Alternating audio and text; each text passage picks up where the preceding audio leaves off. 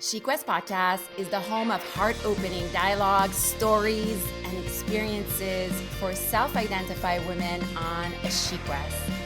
Season 5 is now bilingual as I welcome co-host Nadia Bonenfant. Hey Nadia!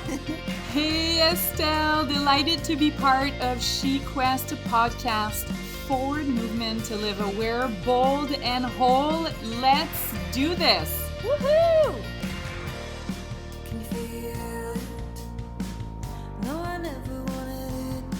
Hi, She Quest, and welcome back to part 2 with Kate Inglis. And if you haven't had the chance, do please listen to our first conversation, part 1. The subject of conversation have been, for me, really about widening our lens on grief and its nuance. We were talking about the word nuance. I must say, I really love, Kate, that we're spending this much time.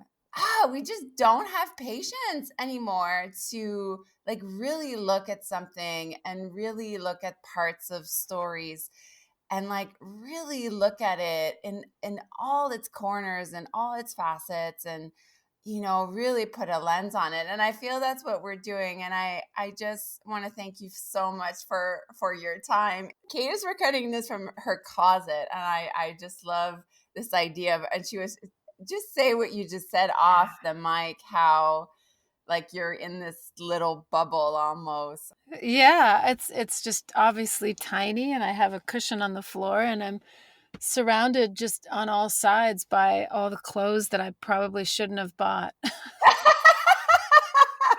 My excess because of my delight in shopping at vintage stores and Frenchies. I love it. Yes, Another reason why we would get along, I believe. of course. So our last conversation, we kind of delve in the experience of the birth, of Liam and Ben, and kind of your experience of NICU. And I kind of chimed in a little just because I have my own as well. I will still ask you, hopefully you're not annoyed by this, but No. I always love to ask a question like today before we start delving into today's subject, which is I wanted to talk about triggers and about honesty too. I think that came up for me. I was kind of thinking about our conversation, but Kate, what makes you feel alive today? Oh gosh, I know last week I said struggle. What would I say? What makes me feel alive today? I think maybe it's connected to the way that I felt last week, but this week I'm feeling like I'm just searching. I'm looking for some kind of voice that I can trust within myself because lately I feel really lost. I have 2 teenagers now, almost 14 and 16-year-old boys, and I feel like I don't know how to be a parent anymore. So I'm afraid it's another angle on struggle for me this week. But I mean, they're wonderful, they're lovely, they're well adjusted, they're doing great. But I feel like I've lost a lot of my instinct. And so I feel like I've just spent the last week searching and trying to figure out how to better search in terms of, I think we hit these sort of milestones in our lives maybe where we get the feeling that a chapter has turned and everything's different, and I don't know how to be me in this chapter. I don't know how to guide teenagers. I don't know how to deal with my career at the age of 48 and what I'm going to do next. And yeah, so I just feel like I've been searching a lot, but really when you think of it, being active in how you process your life and being a searcher and being sort of constantly alert and questioning to, oh, maybe it's overly neurotic, I don't know, but that's certainly that certainly is something that makes me feel alive because it connects me to all of you and to everyone else, because I think if we're not in a state of seeking and trying to find more layers to all of our myriad inner voices, trying to get them to know them better, trying to know when to listen to them and when to tell them to pipe down. These are all really universal sort of moments, I think. And so that's, I wish I could say something like, dancing on the beach, or prancing through a meadow, or beautiful food, all these things that are true for me too. But both times you've asked me that question, I've just been like, ah. And that's why I have you on the show. That's why I have you on the show. I really admire that. Oh, I really, really admire that. And you said little golden nuggets there, but I think which kind of ties with our conversation last week, because that's when we talked in real time about this loss of instinct as mom. You mentioned that, like I feel I've lost my instinct, and I feel that was yeah. kind of part of our conversation last week. And Kate, you Hmm. wouldn't believe. So right before talking with you, I took your book, of course, my book. Uh, I feel a guide to grief. And guess where I landed? You're going to flip out, because I was like, I couldn't wait to know what you were going to answer, because I feel it's hmm. so fresh, what you say, so fresh. Yeah. And check this out. Oh, I'm This is scared. from this. No, this is from Kate's book, A Field Guide to Grief, that you must get. And it says, it's radical to say anything other than fine when someone asks you how you're doing. So be radical. And when you feel like it, seek out cheer and try on presentability. Buy books with daisies on the cover. It's good practice, but make space too, if you feel like it, for profane rage, that kind of overwhelming bitterness that's sacrilegious to anyone who passive aggressively gives you a book about the power of positivity. Profane rage is irreverent too. Don't resist or fear it.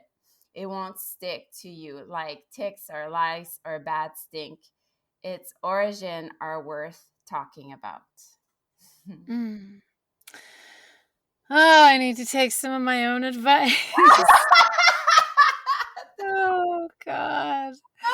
And Oh, not, and not feel bad for struggling, not feel bad for sort of still seeking after all this damn time. And in my increasingly supposedly distinguished age, the fact that I'm still seeking, that I feel like I don't know who I am anymore, is just, doesn't it just feel a little bit ridiculous and pathetic and neurotic? But then that's a big part of that piece that you just read back to me, is so what? I mean, that's what it is. And that's a big part of the fire that is a very generative fire that burns inside of us, is that seeking and that discontent and that grappling that we're always doing. That is, comes from the same source as all of our creative energy and our curiosity and our insatiability. And those are all really positive things. So, And you know what, Kate? That's why the podcast is called She Quest. What's in the word quest? It's the word question. yes. Yeah, I mean, I go back to that all the time. Like, I love that you said, so what? So what? I'm lost at 48. So what? I'm lost at 75. Like, I have this idea, Yeah. like, I made it, like, but it's like, that's all such BS, Yeah. such BS. There's a beautiful book. I'm going to butcher the title, but it's about an artist who, the title is so beautiful. It's like, started her life's work at 78. And like, Mm. Oh my like, God. you know, I was like, Yeah, it's wonderful. yeah. And I love, like, I just love your honesty. And it ties so well with what I want to talk about today. So I'm going to tell you a story. And I want to know if you can relate. And I'd love if you could tell maybe a story. And also for anyone listening, Kate's book, like, it's so, I love that you went by years of grieving. Like, I don't know Mm. if you did that to just like for it to just make sense in the writing or something, but like for me, all my years are so distinct almost. But I'm going to tell you a quick story, because this is why I'm doing a conversation on this. Yeah. My dog got poisoned on our walk. We were out walking, Oh no. and it's a long story, but bottom line, he got poisoned. we didn't know he got poisoned until at night, when basically he was like non-responsive and like throwing up everywhere. So I was like, okay, this is something's wrong. So at 10 p.m., I had to drive my dog at the vet, the To the emergency vet. vet. Mm. And I was driving there and I was so triggered, Kate, because it I was back when the dozens of time I had to do that with my son, like middle of the night, you don't know what to do. And I was driving and I was like, I thought like it opened and I've been feeling so tender like since then. It's like a mix of like frustration and also it's me like knowing better now, like being almost compassionate, like being able to pull myself out of myself and being like, oh, like it's okay, like you're still healing. And then another part of me, it's like, oh my fuck, like can't you be over this? Like Yeah. Yeah. and I want to talk about triggers in like obvious and PTSD too. And then I remember last conversation too, you talked about going back to NICU every year with your mom. Mm. And I remember going back to NICU and I wasn't triggered at all. Like it was so funny. I thought I was like waiting for it. And I was like, no, I actually feel really great here. I spent Mhm. it's so weird. Like things you Yeah. think nothing about, and then other things you're like, for sure, I'm gonna be triggered by this. Like you're not. Yeah. Can you speak to your experience on this? And like, this is really why. And like for me, like the way, like I feel triggers, they're treasure chests to not just Mhm. like, let's say the grief over my son, but like to my almost my identity as like all the hats I wear. But anyway, Yeah. I want you to talk to this specifically in your experience. Well, I think I have kind of I'm of two minds about about triggers. And the word triggers to me is very triggering. I'll just like to say that. Mm. Only just because it's like many words nowadays in our crazy world, it has been overused and it has come to mean different things that don't mean what we mean when we talk about PTSD. So it's a bit of an odd word for me, but I think the most most directly in terms of my experience, I've absolutely had moments that were very direct triggers. So mostly when I've gone into the hospital to bring the little quilts into the NICU and give them over from my mom's sort of effort, it's been with Ben. He comes in and helps me lift, 5 garbage bags full of beautiful incubator quilts. And so we go in and there's kind of this moment where, the nurses look at him and of course the turnover is high in the NICU. So it's not like we're going back to see the nurses we knew for the most part. But they see him and they sort of they know about the quilts and they love getting them. And they look at Ben and they kind of put two and two together and they say, "Oh, and Ben was in the NICU." And yes, he was. And he was 2 pounds. And oh, wow, look how strong he is now. And then we leave. And, you know, it just makes me feel very, at this point, this many years later, it puts me off for a couple of days only in the sense that I feel bad for the parents who can't just walk out of there with a healthy child or who may not or who don't know if they will. I just feel like I've committed a prison break without letting anyone else out with us, because you can't, because everyone's journey is their own. And so it's just a really weird sort of mix of emotions at this point that really just kind of amounts to love and appreciation and at this point 14 years later I'm able to just kind of let it wash over me and think, there it is. And that chapter I can sort of look back on now as a distinct time in my life that was very raw. And I feel sad about it. I feel grateful for it. I feel not so much at this point, that's not my avenue for feeling a connection with Liam.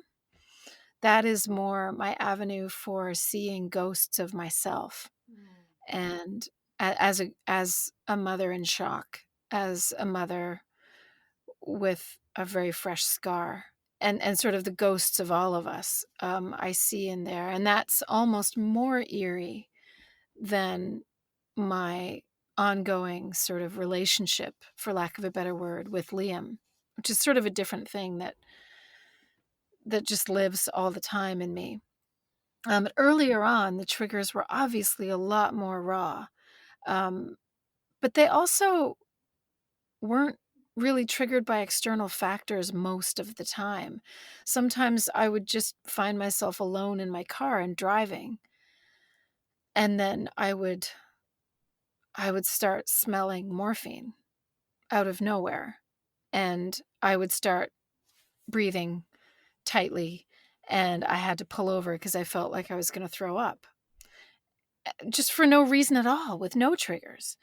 And so when I think about all those moments when PTSD has kind of bubbled up for me, it's been entirely random and is really just a function of the body still having some stuff to vent and to off gas, and the body is and the heart are just as confused as I am, and they just need to let some of it go. And it's all a part of the process of letting the pain go a little bit, because as much as it feels like a great burst of explosion in the beginning of pain, it's probably going to be a good 10 years of just sort of those last few kind of drips and remnants and fragments of pain that you still didn't know were in there, because there's, it doesn't live in you as presently as it used to. And so it kind of seeps for a while. And yeah, sure, there were a few direct, explicit triggers, we'll put it that way, like people who I would, see in the grocery store that would look at Ben and say, wow, he's small. Like, that must have been easy. Or just all the insensitive things people say, often without even meaning to. Certainly, one thing that I always found most difficult was being, in your first 5 years of being a mother, no matter what your situation was, no matter what you faced, being in the company of other women who, play dates, baby showers, there's sort of this almost ritual of everyone kind of sharing their gore of birth and sort of comparing stories and talking about their episiotomies. And I did find that really, really, really difficult. I would just completely clam up and go silent. Sometimes I would leave the room because I just thought, you guys don't want me to open my mouth right now. You really don't. Because I just felt this really ugly pull to really use what happened to me as a how dare you. You guys need to get a grip, because do you know who I am? Like, not in that way, but like there's this part of me that's like, how can you be talking about pissing a little when you sneeze and that being a great uncomfort for you when I'm in the room? Like, there's a very sort of a narcissistic nature to this kind of a sadness, because you feel you are extraordinary in this particular pain. And so when ordinary people try to express their pain, everything's relative, they're allowed to. There are a few years there where you just don't have the patience for it, where you get very snippy, whether you voice it or not. You're grappling in your head with all these ugly thoughts, and that's just, and then I wouldn't say anything, but then I would feel terrible for being, if I can, use the direct word, for feeling like such a bitch all the time, for being so righteous about pain, as if it was mine to own and license, because I knew it so well and mine was so intense. Pain is everyone's to own, and they carry it in different ways and for different reasons. And I knew that, but there's just this kind of a reflex that I had no control over, that I felt really bad that I had. And I didn't act on it. I just held it inside, and it really flustered me, but probably not in a way that anyone else would have noticed. And so the real action, I think, for any of us feeling that way, whether we're feeling that way about a loss or our own chronic illness or our own difficulties in our relationships or marriages or whatever, when you feel kind of righteous or self-absorbed about your story, about your narrative, I think what you need to do in that moment is just forgive yourself for having those ugly feelings. And just, you have to be your own mother in that moment. Because what do you do with a child who's having a tantrum, who's behaving inappropriately, who's acting like a bit of a bully, quite frankly, who's maybe saying mean things that you know they don't really mean? You take that child and you don't say, "You're a bad person for having these thoughts. How dare you? You're a horrible person. You should be ashamed of yourself." We don't say that to our kids.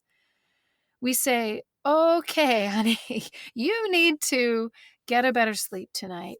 Let's go and have some quiet time. Let's leave the situation and have a little walk. And then when you've calmed down, let's talk this through because I love you no matter what." And now I'm making myself all weepy. Uh, and, I love you no matter what. And it's okay for you to have these feelings. It's okay for you to be mad. We say this to our kids without a thought. Of course we do. It's everything that motherhood is. But we don't say it to ourselves. And we really need to say this to ourselves. And that's the thing to remember. This is the practice, is of allowing yourself, no matter what the pain is, to let it bubble up and just let it exist and say, it's okay. And to treat yourself, if you can kind of do that magic and split yourself into two inner beings. And one of those inner beings is the mother, the archetypal mother. And the other is the upset child. And you can do that for yourself. It's interesting when sometimes you're thinking these things through and you voice it, you think, that when it dredges up kind of a tight throat for you and you have those emotions, it's like struggling with a stretch in yoga. That's the stretch you need to be doing. Like the reason why you find, shoulder stuff so constricting is because you're really tense there and that's where you need to put your attention. And I think when we're sort of talking through and rationalizing and we strike on something that really needs to be stretched, that's when the throat gets tight and you kind of start bubbling up. And so I'm grateful to this conversation for helping me find one of those spots that obviously is something that I need to be doing. It's important to have those discoveries. You put the words to exactly, and like I feel you're weeping for all of us, Kate. Like I really do. I live to serve. but I feel that's so much, and I felt that like, see, you could put the words to what I like at that moment for me in the car. Like I couldn't have done that in the first years of losing my son, but Yeah. like now, like I can be like, okay, I'm in a trigger and almost like pulling myself out, and like it's so beautiful. I forgive myself, like this forgiveness, like now I'm getting edgy, like it's really about forgiving ourselves, isn't it? Like and it's Yeah. like deep, like rooted in like deep, deep, deep, like compassion. Mm. Yeah, there's like that mother quality to it. Yesterday, like I'm a yoga teacher too. I love you took this Mm. metaphor because Yeah. I do a lot of little exercise like before our yoga classes, and one I do often is I teach mostly women, but I ask students to like one word that describes their day. And I've been with the same group for many years. So like the women sometimes will say rage. They'll say, I'm Mm. I'm exhausted. I'm at the end of my rope. I'm this and that. And it was so fascinating yesterday. One of the women said, "You told us to keep that word, but I didn't want to feel that word. Oh, yeah. Like I didn't, and it was so simple, but it was like so beautiful. Like it's like you don't want to feel these things. And so I love that you brought the child in and the toddler having a tantrum, because that's really how Yeah. it feels. Like Yeah. I don't want to feel this. Like I don't want to be this. Like my life shouldn't have Mm. been that way. And like feeling, and like to like being allowed to, like when at the beginning I remember like doing my yoga practice, and like my stretches weren't enough. Like I needed to shake. Like Yeah. I needed to literally like roll on the ground, and like it's just like Mm. it wasn't pretty. Yeah. I'm glad like I teach that now, like shaking and dancing. Like I mean animals, do it. When it's an emotion like rage, maybe it becomes what you bring onto the mat is your mother archetype. Yeah. So you're not stretching the child. You are stretching into your being as the mother of that child. You are saying, "Well, of course you're mad. Of course you are. And that's okay." You're giving yourself that permission. I think that's what patience is when you can sort of split yourself into those two voices to understand that because when kids have tantrums, it's because they don't have any control. And that is really enraging. They can't get what they want, or something is taken from them, or they're tired. And because they're not old enough to be able to control their world to, for example, feed themselves when they're hungry, or understand when they're overtired and they need to go to bed, because they don't have those sort of self-regulating systems built into their own routine. They depend on us for that. And so when things get out of balance, and then they are triggered by a train being taken away from them, or a place they want to go or don't want to go, and the tantrum ensues, it's because of that they don't have the control. And they also, of course, they don't have the impulse control either. And I think so many of our own breakdowns and our own triggered moments and our own tantrums as our inner child are for the exact same reason. Mm. Because you can't control grief. You can't control the fact that your son was sick. Neither can I. I can't control the fact that he's gone. And so much of it is just all around feeling out of control. And so many of our complex and difficult emotions, I think that's where they sit, in that space of what it all comes down to is that you don't get that control. So deal with it. You need to figure out how to be okay with not having control of all of the lives and choices of your teenagers, of your marriage necessarily, or how someone else feels about you as a friend. That is growing up, is coming to terms with not being able to order the world exactly the way we want it. You can't do that. I used to run a community that I founded, Glow in the Woods, which is for parents that have experienced infant loss. I did it for many, many years, and only until just recently. But there was a spell there for a while that I took a break from running it, because it's what happens with Glow. There's always sort of a cohort of writers and editors that sort of comes and goes because people are at different stages of grief. And eventually, we always used to call it that we were like, oh, this is such an old reference, but we used to say that we were grief menudo. If you Menudo was a boy band, like a Hispanic boy band in the States, that you had to be between 15 and 17-year-old boy.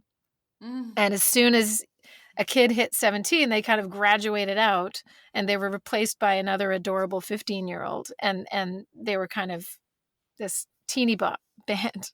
So that was kind of our joke at Glow, is that it was whenever someone kind of graduated from sort of not needing or wanting to write on a regular basis about grief, we always kind of cheered them on and said, excellent, okay, good. So you're feeling it more deeply embedded now, and that's good. But when another editor took over, she got to a point where it had become very fashionable on the internet to put trigger warnings on everything.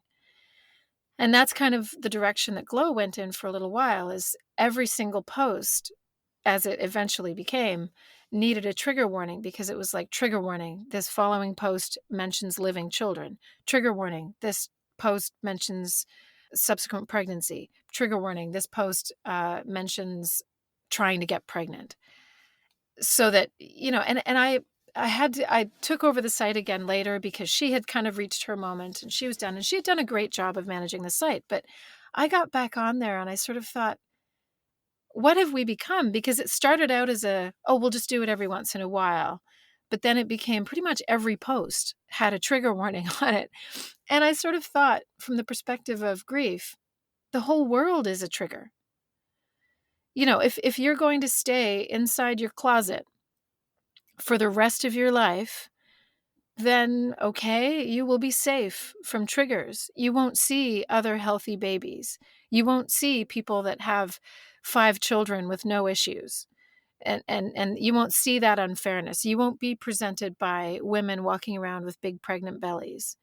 That's one way of living. I don't call that living. And at some point, we really do have to say, you know what? Everything is a trigger. So we don't need warnings. What we need to do is how to hold our grief and our disappointments and our struggles with not having any control as these very fragile, precious things that they are for us. These are very deep and important emotions, that these journeys that we go through. But at the same time, we do ourselves such a favor to learn how to move through an uncontrollable world with the practice of cultivating more anti-fragility, with being less breakable, in the sense that, well, of course I'm going to run into a stroller at some point that has a newborn in it. So that's what I need to adapt to. That if I resent every new baby, that's not a practical way of living a well-adjusted, happy life. At some point, I need to graduate beyond that. I need to reconcile that not everyone is going to be as extraordinary as I am in terms of the short straw they've drawn. And I can't hold that against the world. I can't see myself as sort of weirdly superior because someone else hasn't suffered as much as I've suffered. Because maybe they have, but in some other way that I don't know, that I haven't suffered. So there is sort of, I think, a point in our grief when we mature to kind of, I'm not quite so fragile anymore. I'm okay. I'm okay with not being okay. I'm able to sort of hold on to all these contradictions, all these good fortunes and bad fortunes in my life without falling apart completely. And I think time helps, and I really do think that is maybe a good way of thinking about it, is that if we want sort of a mechanism to help us to get to a more broadly operable state, that I can trust myself out in the world to be okay and to not be always raging, is to develop that dialogue between the archetypal mother and the archetypal angry child. And that both of those beings exist within each one of us, and we need to help them talk to each other and allow them both to exist inside of us. And I think once we do, if we're able to do that, then we're able to sort of achieve those fuzzy notions of things called forgiveness, which is such an elusive, giant word. What does that even mean? How do I get there? That's how you get there, by being able to see your behavior, your reactions, your perspectives as manifestations of a mother or of a tantrum. I'm so excited to introduce Estelle Thomson. Yes, that's me. Online art and yoga studio, a place to engage, explore, transform, and most importantly, play to free your unique expression of soul. With the coupon Studio 20, try 1 month of studio features with 20% off. Again, that's Studio 20, TUDIO20. You're welcome.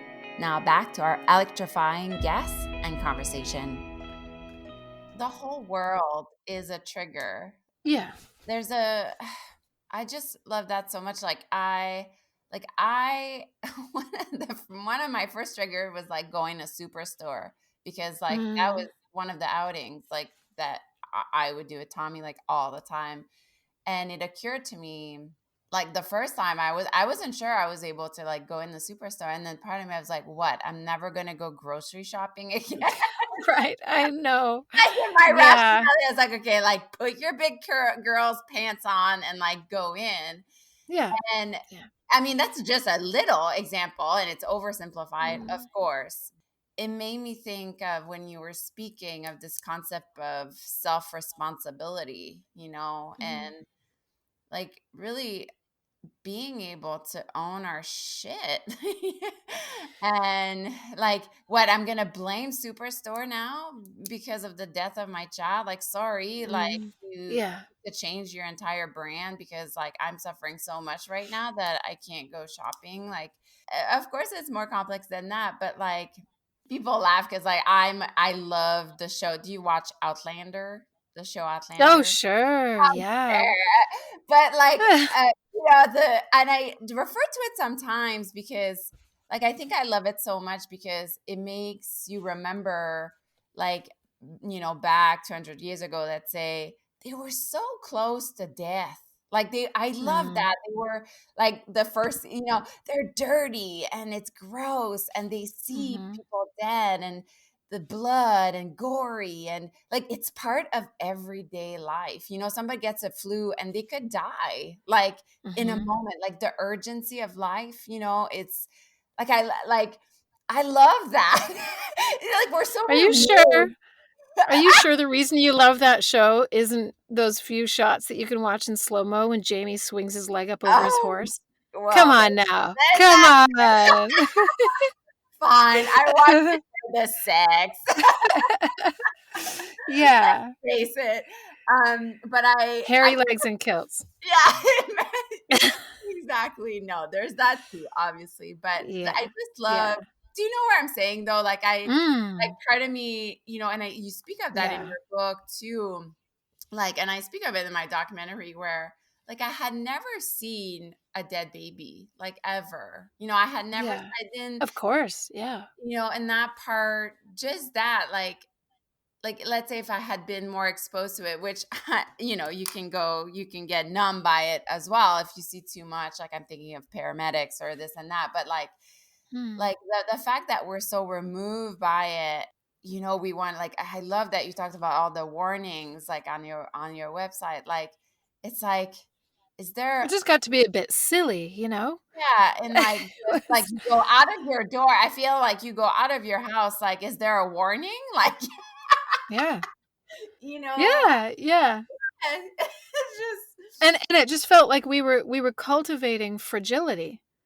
We were setting a precedent that you and your grief is so special and overwhelming and always will be, that it's okay if you can't cope with other people existing in the world with different experiences than yours. And to me, that's not a healthy message that at is not all. healthy at all. Yeah, it's just a different perspective. I suppose other people might feel differently, but I think it's an important conversation, and yeah. like we feel, and I love that you talked about too, like the things people say to you, like just how insensitive like people Oh are, like yeah. like I love that part in your book about the dog, like people Oh yeah. like I was So many laughing. people say that. So Like many people say, "I know how you feel. My dog died last year." That's one of the I, most common things people say, like, from all of my running a community of bereaved parents. Like, that is super common. "I know how you feel. My dog, my cat died." when I read that on the plane, I was laughing out loud. Yeah, I yeah, was like, it's tricky because, like now it's like they just want to be relatable, like they just want to be relatable, but it's like It's probably the worst thing you can say. But eventually you have to laugh at some of this stuff. It's like, and then of course that's the great thing of having sort of communion with other Yeah, people who have been through the same thing, because then you realize, oh my god, it's not just me. This is just this, and like you said, this is our society being so insulated from death yeah, and so insulated from loss that we really don't know anymore how to process death or loss or grief or anything, because we are so decadent. Our own decadence has brought us to a point where we really are not, I think about the past as well. I love anything with time travel in it. But I think about how, we've lost a lot of religion and religious institution, the sort of institution that kind of governed a lot of our family life and our worldview and perspective, in a way that I think maybe is a bit, that we're really struggling with now, because there used to be the sort of reverence that we used to have for grief mhm. in a very tangible way, where we used to wear black for X number of weeks. I mean, of course, the funny part is you think of Scarlett O'Hara in Gone with the Wind, and she's got her black dress on, and she's sitting at a ball, and she's absolutely pissed off that she's not allowed to dance. So she's like sitting there at a counter, and then the camera pans down, and she's dancing under her dress, which is really funny and sweet. But like we used to, I back in the day, thinking about that and feeling like I wish that I could wear a big black dress right now, because I wish everyone could know that I am in this space. I wish there was some way that I could signal it, to either say, ask me about what happened, ask me about my dead son so that I can speak his name and sort of explain my how I'm showing up and what I'm capable of caring about right now, or to have people give me a wide berth, like leave me alone, a little bit of a little bit of each. And but we don't have that now, because we don't have those sort of mores, those spiritual the spiritual scaffolding to kind of help us exist in the world and help rationalize. I mean, and in those ways I've had my moments of envy of people that have a really strong faith, because I would really love to have that faith that Liam is in an afterlife and that he's taken care of, and that there is such a thing as God's plan. And I really, I don't really believe anything in particular. Like, I don't call myself an atheist necessarily, because of some of the things I wrote about in the book that I experienced that I still can't explain and don't want to and don't need to, in relation to having known Liam.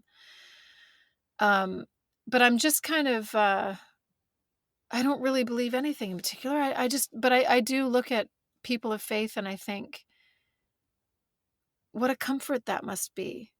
And just to have that community to lean on. And I think sort of those of us who were maybe brought up with a much less theologically grounded upbringing, like you were just at church for the tea and the music, like I was, or if you were secular, that we really are kind of grappling about in the dark to find the shape of how to get through this, both in terms of how we rationalize it to ourselves, and also how we show up in the world and how the world treats us. I remember like one thing that would drive me nuts, like the first year after I would be, Isaiah was, my other son was maybe 3, yeah.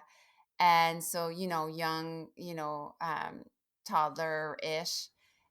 And people would look like grocery store everywhere and they would say, just the one?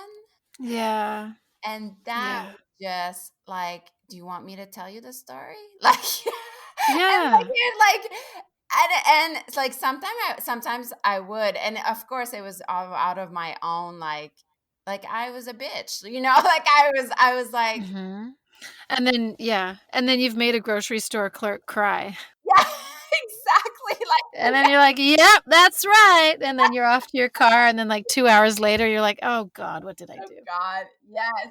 But then sometimes you say yes, just the one, because you're just not in the mood to go into it. And then you feel like you're somehow betraying and Yeah, invisibling, vanishing exactly. your son, and Yeah. it is really, there's no winning either way. My husband's a dentist, and so I mean, I the amount of small talk, that he has Mm. to do, and still to this day, like last week, he said, somebody asked me how were our boys today, and I said, oh my God. He'd be like, he has to tell like the amount, just how exhausting. Like I really, as much as I work in the public, I don't think, do you know that feel? I was like, wow, like he's been just so good, and to receive that, there's always, I mean, I think we're ill-equipped to deal with, when trauma hits. We get better with time. Do we, Kate, you think? All of the edges soften. Yeah. Yeah. They definitely do. But then of course, the trauma is always going to be sort of an undercurrent that will pop up again when you're dealing with the next chapter of struggle. Because it'll always be something. As soon as life gets comfortable, then something else will change. You lose a job, your marriage hits the skids, you realize after a long time that maybe your relationship with your parents is somehow abusive or not functioning, or who knows, like any number of these things that, and I find that even though the direct trauma of that loss has softened, it is sort of a topsoil that is spread all over the Mm, garden of your mind that sort of changes how thoughts grow. yeah. And not necessarily all for the worse. It's not like it's some kind of a poisonous element, but when you're then dealing with those subsequent challenges, sometimes, oh yeah, sometimes it can just bubble back up again in a way that starts to become a narrative. Like, why does this kind of thing always happen to me? Or some kind of a narrative about unfairness, or a narrative about being alone, or a narrative about being a bad caregiver. Yeah, so sometimes it kind of bubbles up again, but time does help. I really do believe it does. And when it does bubble up again, hopefully if you get to that point, not to harp on this too much, but if you do have that sort of mother-child dynamic within your own internal dialogue, that trauma bubbles up and you recognize it and you say, I know, sweetheart, it's okay. It's okay for you to be mad. Mhm. And generally, when you do that and give the tantrum a snack, give it a little space to breathe, give it some fresh air, and then it'll settle itself again, just like a kid does. And you just get a little more sort of on the ball, a little quick to kind of know what that tantrum needs to settle down again and just rest. You just get a little more proficient as that archetypal mother, I think. Do you know he's a psychotherapist. His name is Francis Weller. No, I don't think I do. He wrote a great book, The Wild Edge of Sorrow. It's a beautiful title. Yes, he's been a great mentor through all this. And one of his lines that has always struck me, that he said was, grief is an energy waiting to be witnessed. I always love that. And I want to finish on that for the podcast, because you talked about having like a community and having a circle, and I love that you talked about faith too, like kind of wishing you had that kind of like, Mm. what has been your experience in terms of having, a social network? Because like I've been fascinated by that, how sometimes strangers like have been more help for me than like the closest people closest to me haven't really been, to say the lack of a better Yeah. word. Like, can you just share a bit, maybe your experience in terms of that? Sometimes it's hard for the people in our life to sort of be that witness because they love you and because they're invested in you in a way that's real. And when strangers are connected to your story or find out about your story, or perhaps connected in a community by a shared experience, they're not invested in your life. they're a lollygagger.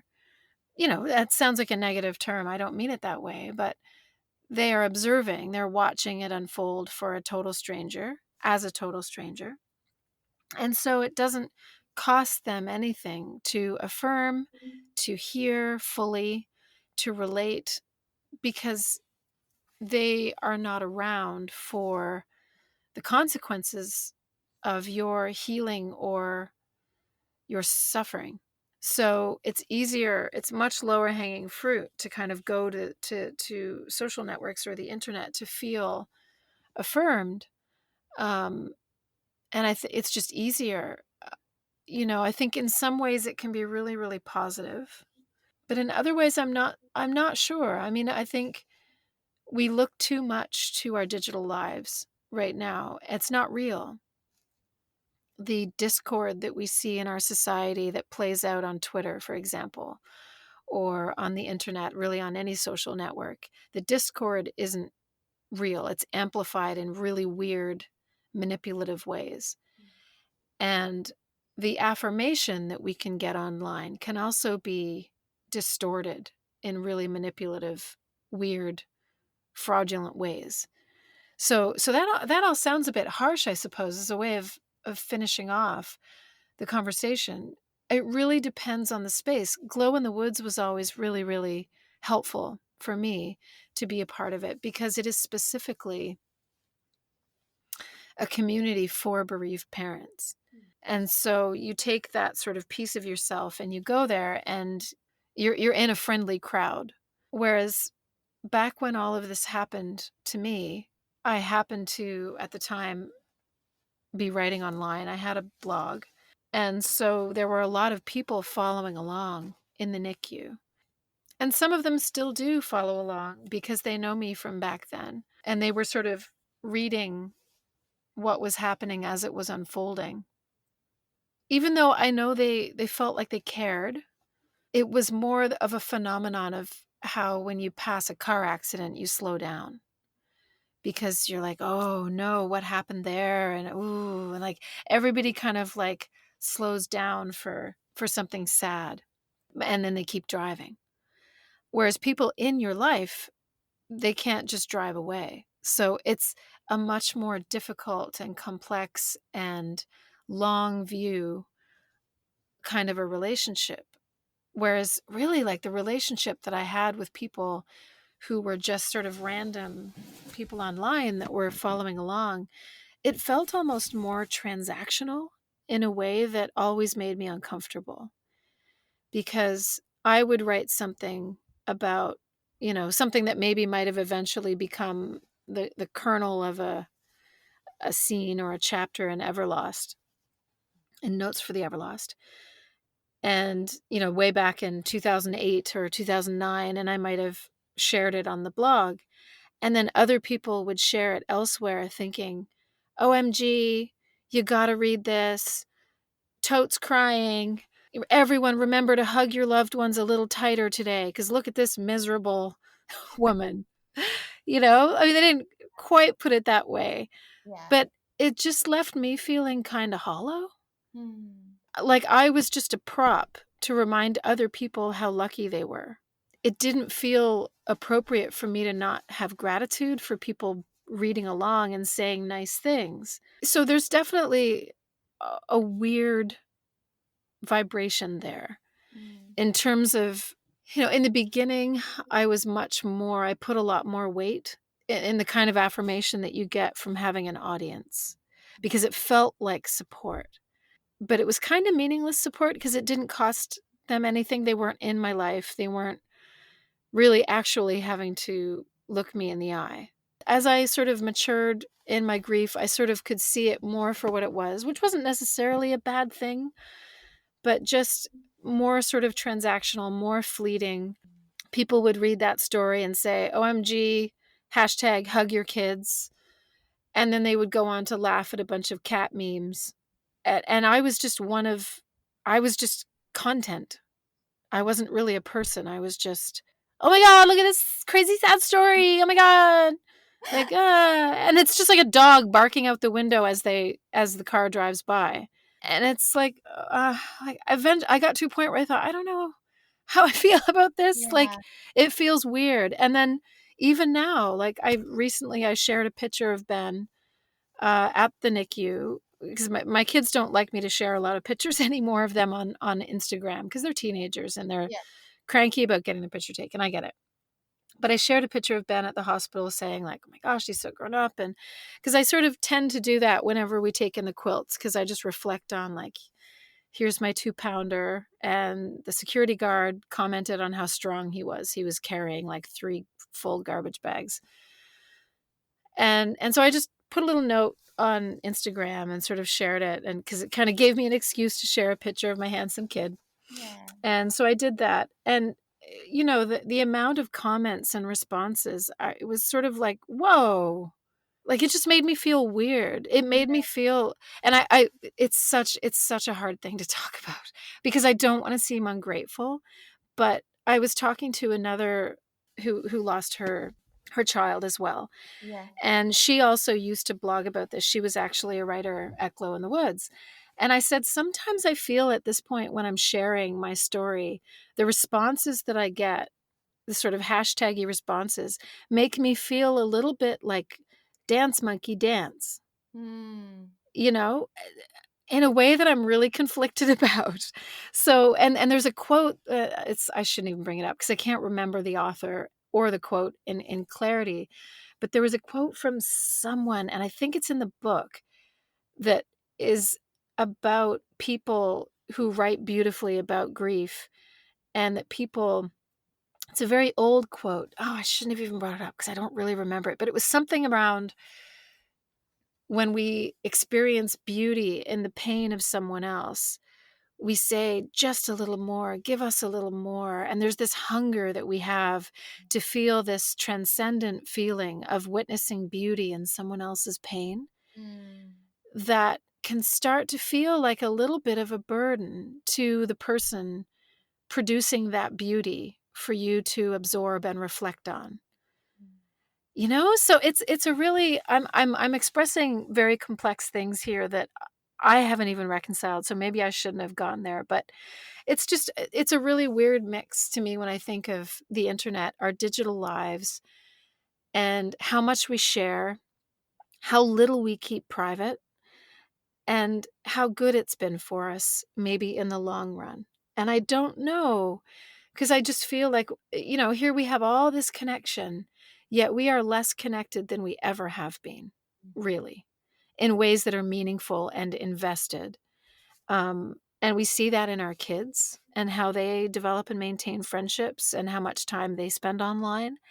And so I've got a lot of really complicated feelings about it right now that I'm reflecting on in terms of grief and, the difference between writing a book and having a blog and posting things on Facebook. And I've actually gone kind of quiet. Really, Instagram is the only place that I really am quite frequently nowadays.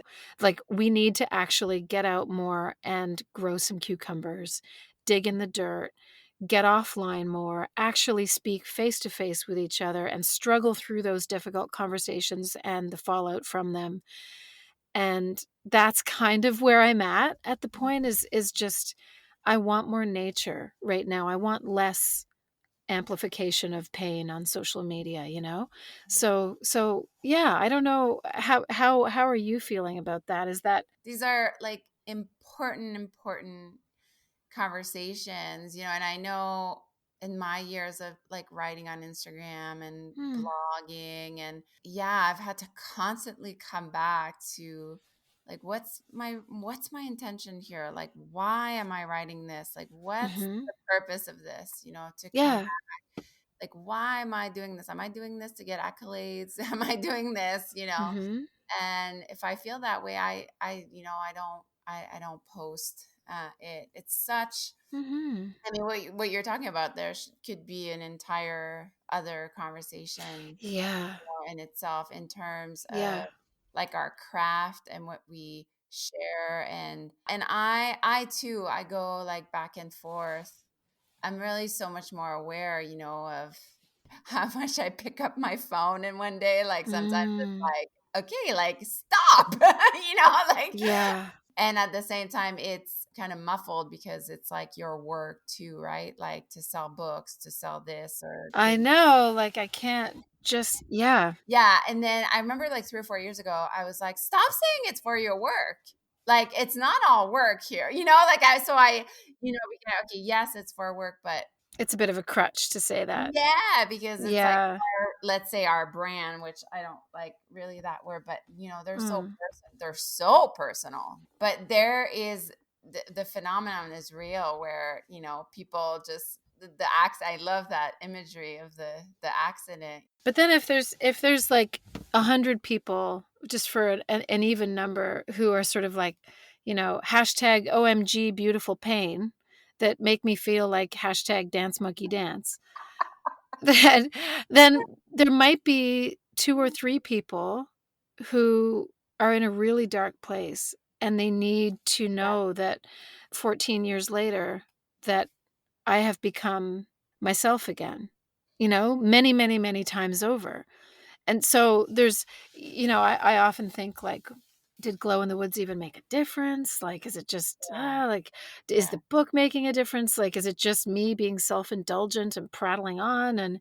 But then every now and then I get an email with someone who says, like, I was walking through the bookstore looking for a cookbook, like, looking, because I'm a foodie, and someone had put notes for the Everlost in the cookbook section, and I picked it up, and I feel like you saved my life today. Again, I don't mean to, like, aggrandize myself, but there are those moments that make me think, I'm glad that there are still those people out there, and I try to remember that when I start feeling transactional or yeah. uncomfortable now with, because it's so deeply integrated now into who I am that I don't need to. I've graduated. It's menudo. I'm 19 now. I'm not even 17. I'm sort of way beyond that point in terms of the grief. And it's funny you went in that dimension because I wasn't even thinking of the digital world, in terms Mm, of like strangers. I was literally like, and maybe you haven't, but I've mm, had encounters with my like mail lady and the till worker that I felt have seen me in my pain like more and more than like other people close to me. Yeah, it's been really kind of fascinating that way where like for example, I was at the superstore with as it was so young and the lady just, friendly asked me like, do you no, she didn't ask, she was just making chit chat and she said she was talking to Azen and she said, do you have a sibling waiting for you at home? Like oh, I'm just sitting there and oh, is this really happening? Like, oh, and Isaiah said, no, he's dead. He said that to her. So it's like he outed me. He outed me. I was like, because I wasn't gonna say mm, anything. And anyways, that lady turned around. I still want to cry thinking about it. And she looked at me and she said, "Well, now that's just terrible." And I swear in that moment, and of course now we're both crying, her and me, but I was like, "Oh my God, somebody that's finally saying it mm, for what it is." And to maybe like veer back to the beginning of our conversation where it's like, it is radical to say that you're not fine, you know? mhm, It's a radical thing to be like, today what makes me feel alive, it's like my struggles. Today what makes me feel alive as I feel lost. That makes me feel alive because it's like yeah. the other side of the coin, like nobody, but I shouldn't generalize, obviously, because we're talking about it, but that is life too.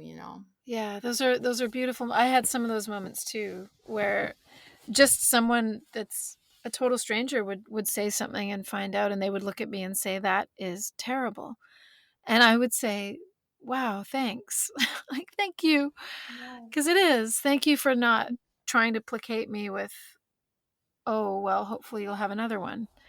Yeah, those are really beautiful moments when you connect with someone like that. That is lovely. Okay, now I want to have like 10 more conversations with you. Yeah, sorry. I've got a lot on my mind these days. I have a lot to talk about, Estelle. I love it. In your closet, in your closet, talking to me. We Yeah. have one more, part 3, and so you all stay tuned. I want to talk about how creativity really has been, I don't want to talk for UK, but has been a necessity for me as I unfold in Yeah. grief. So I'm Mhm. really, really excited to kind of stream of consciousness talk about that with you, Kate. Thank you so much for being here. Thank you. This has been so fun. Yeah, looking forward to part 3. Same, same. Let's take a breath together. We'll take an inhale. Oh, and a sigh. Oh, Wonderful. so nice. Okay, bye. Bye, Estelle.